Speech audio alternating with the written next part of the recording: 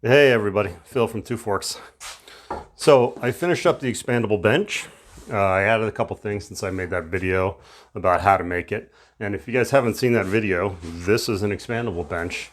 All I did is I took some, whatever you call those things, glides that go in the center of a table so you can pull it out and drop leaves into it, and incorporated those into the framing of the bench. And so I can extend the bench out. It extends out about 10 inches when I need it, and when I don't need it, I push it back in. So it's worked out remarkably well. I'm pleased with that. So if you want to see how to do that, just watch the video. The whole idea behind this bench really was to be more efficient here in the shop.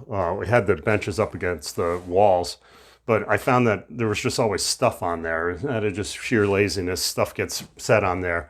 So I thought if we just had this one bench in the middle, it would force the whole operation to be a little bit more efficient and not just setting stuff all over, and certainly not setting stuff down here, because now this is the only bench. And it's worked out great. I threw this shelf underneath here, so again, just so that stuff's not sitting on the bench.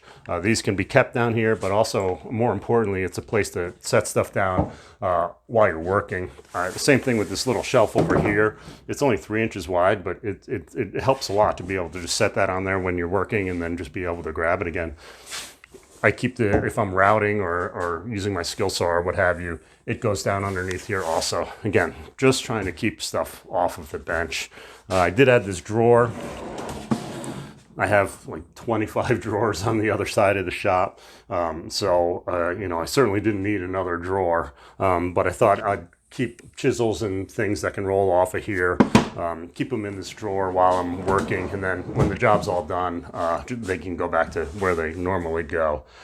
So that's been kind of handy. I keep notes about the project in there and so forth. So that's been good to have. And then on the bottom, I just ripped some 2x4s in half and turned them upright and laid them down in there on the bottom. And that's where I keep the tools that I use most frequently. And that's worked out pretty well too. It stores a remarkable amount of stuff. I'm super pleased with it. I can store almost as much stuff as I did on these two side benches.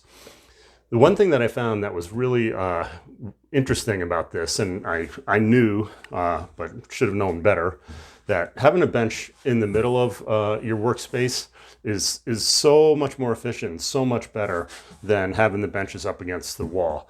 I just had to build a mantle for somebody. That's actually why I needed this bench, and there's maybe a picture of it right there.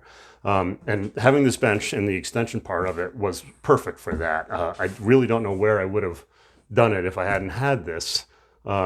But the great part is being able to go all the way around it. And again, I don't know why I've never had one of these before, but I haven't, and it really changes the game. I have 9 feet here from wall to wall, and this bench is about 32 inches, 42 inches extended, and it works out fine.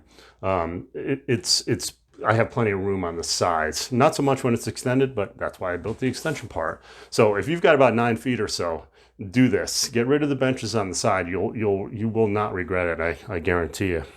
So anyway, that's the expandable bench. Pretty much done, or it's as done as it's going to get for a while. Now we're using it, and it's worked out really well. So give it a shot and hope you build something like this, and definitely give the expandable part a run. It saves a lot of space, and it works out really well. All right, everybody, stay peaceful, and I'll see you in the next one.